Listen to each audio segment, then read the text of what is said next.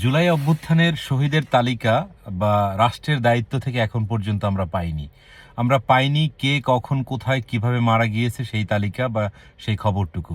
তাই রাষ্ট্রের যারা দায়িত্বে আছেন তাদেরকে বলছি, আপনারা অচিরেই আমাদের সেই তালিকাটুকু দেন, কে কখন কোথায় কিভাবে মারা গিয়েছেন, কে মেরেছে, কারা মেরেছে। আর যদি সেটা না করেন তাহলে তার দায়বদ্ধতা আপনাদের কাছেই থাকবে।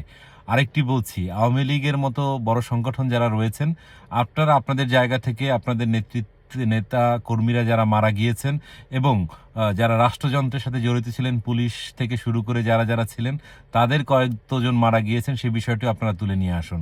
আর সর্বোপরি ইউনূস সাহেব, আপনি যে ইন্ডিমিউনিটি দিয়েছেন সেই ইন্ডিমিউনিটি কি বাতিল করার চেষ্টা করুন। কারণ কোনো সভ্য সমাজে কোনো হত্যাই দায় মুক্তি থেকে ঊর্ধ্বে নয়।